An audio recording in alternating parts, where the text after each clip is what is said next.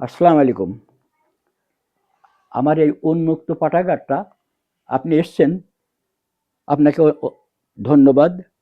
এই যে দেখছেন এটা সম্পূর্ণ জীবনী। এখানে তাবলিগের বই আছে, কোরআন শরীফ আছে, তারপরে আপনার ৩০ প্যারা কোরআন শরীফ, এক একটা প্যারার তাফসির আছে, অর্থ আছে, বঙ্গানুবাদ আছে। এখান থেকে দেখছেন, এখান থেকে এগুলো সবই কোরআন শরীফ। আমি কিছু কোরআন শরীফ দিয়েছি মানুষের, এগুলো তাফসির। এটা ইবনে কাসির, এইটা চালু বেশি। এখানে কিছু আপনার এই মিশকাত শরীফ, আবু দাউদ শরীফ, এই ফতোয়া আলমগীর, তারপর এটা শিশুদের, এটা সম্পূর্ণ শিশুদের বই। এটা নারীদের সম্পর্কে। তারপরে এটা কিছু হরেক রকম আছে। এটা সাধারণ জ্ঞান, সাধারণ জ্ঞান।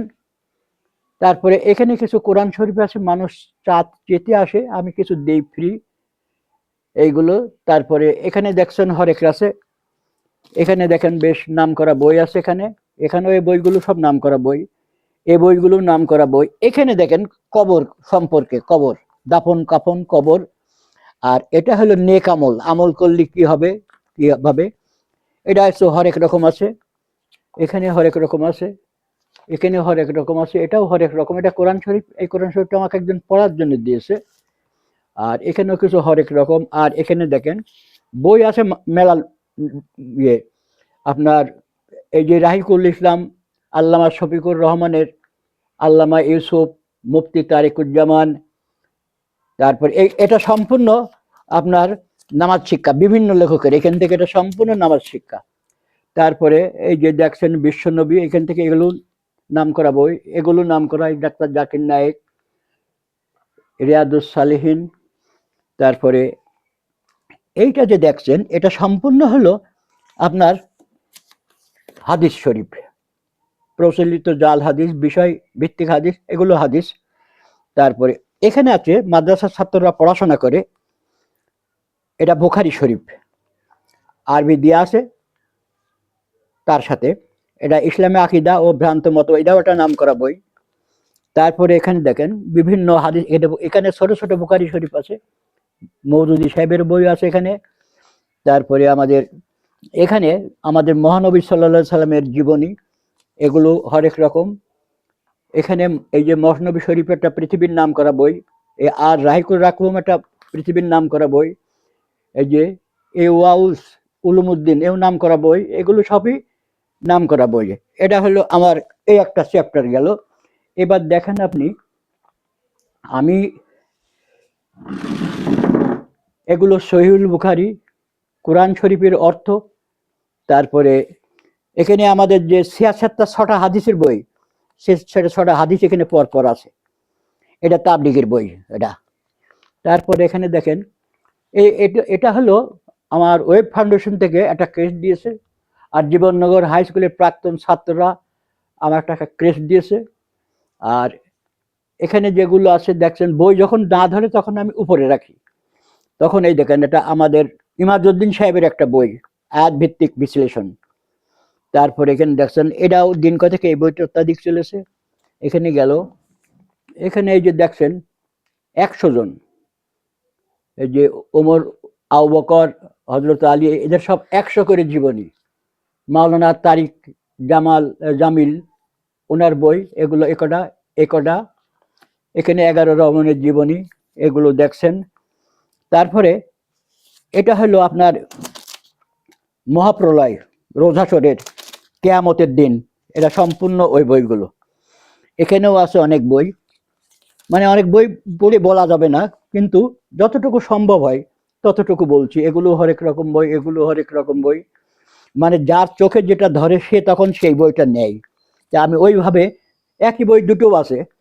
এই যে একটা নাম করা বই, এখান থেকে এটা, এটা এখান থেকে, এখান থেকে এগুলো। তারপরে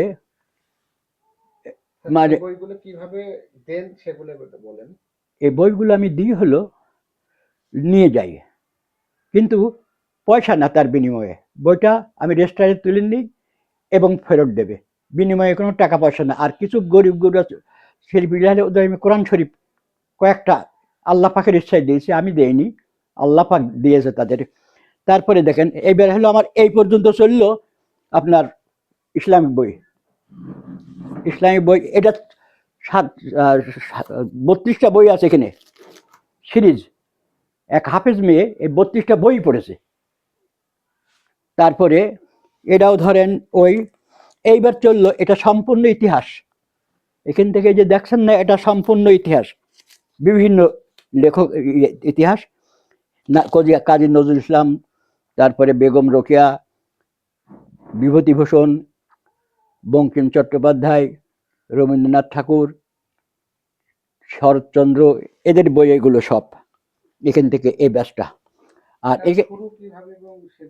আচ্ছা এবার বলবো ওটা দেখছেন তো, এই যে আমাদের ইমদাদুল হক মিলন সাহেব, এখানে 50টা বই আছে ওনার লেখা এবং ওনার দেওয়া, 50টা বই আছে। এইগুলো পুরাতন বই, আমি সাজিয়ে রাখি, ফেলে দিই না কোনো বই। এখানে দেখছেন, এখানে আছে। আবার এই ছোট ছোট বই আছে, যে যেমন বই পড়তে চাই ছোট ছোট বই আছে। আশা করি এখানে যে কোনো ধরনের মানুষ যে কোনো বই চাইলে আমি দিতে পারবো, আশা করি আল্লাহ পাক যদি তৌফিক দেয় আমার। তারপরে ধরেন এখানে এই দেখলেন, এবার আপনার জিনিসটা দেখালাম। আর আমার বই রেজিস্টার্ড আছে, রেজিস্টার্ডের নাম লিখে তাদের বই দিই। আমার এখন বর্তমান আছে মনে হয় 2058টা।